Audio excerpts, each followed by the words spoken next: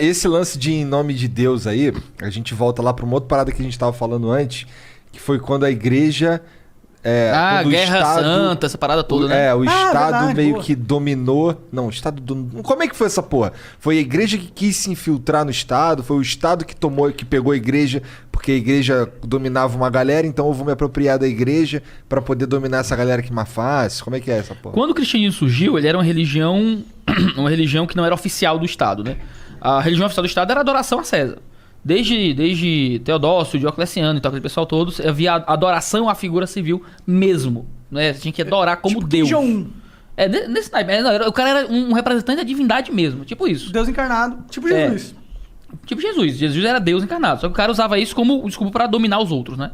Isso surge no Império Romano, como algo que o povo começa a projetar sobre os deuses para se dar bem, porque as cidades que eram dominadas, que não eram centrais, que não eram Roma, queriam que o imperador tratasse eles bem, então chegava ao ponto de adorar o imperador, para ver se o imperador olhava para eles com cuidado. E os imperadores começaram a gostar muito disso, né?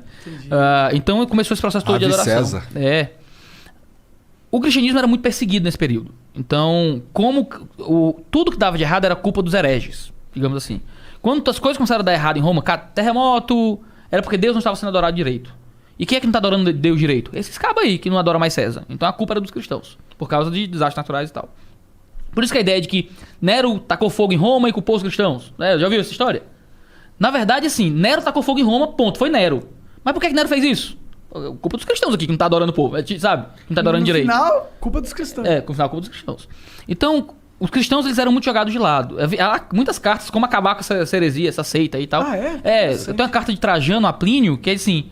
Cara, a gente quer acabar com esses cabos aí, mas não consegue, porque eles cuidam dos pobres. Sabe assim? Esses caras cuidam dos pobres deles, cuidam dos nossos. Como é que a gente faz pra lidar com uns caras bons desse? Era meio isso, sabe? E com o tempo, com Constantino entrou numa guerra. Ele disse que teve uma visão lá, que por essa cruz te ajudarei e tal, por esse símbolo te ajudarei a vencer. Venceu a guerra e passou a crer no cristianismo, né?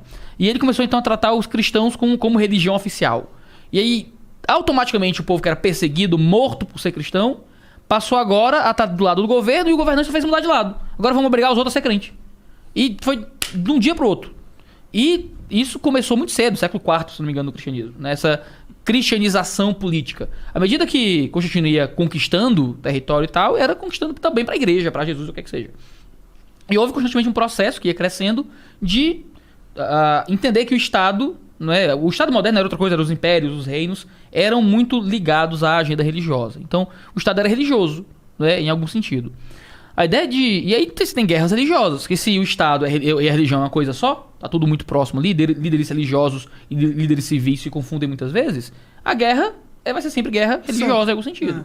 Então, você tem as cruzadas, por exemplo. Vieram os mouros e invadiram e tomaram terras e tal. Aí vai lá, dizendo que Deus quer, Deus o quer. Vai lá, papo urbano, movendo o pessoal pra guerrear, pra tomar o território e tal.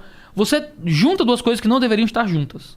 Que é a influência religiosa, o poder de igreja, com o interesse que é civil, militar, territorial e coisas assim.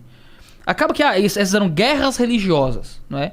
Mas não era religião, pura e simplesmente. Era religião, ela estava inevitavelmente atrelada à agenda estatal e política, né? Então seria religiosa de algum jeito por causa dessa inter-relação. Toda guerra antes da Reforma Protestante era religiosa, não tinha o que fazer. Entendi. Porque estava muito junto.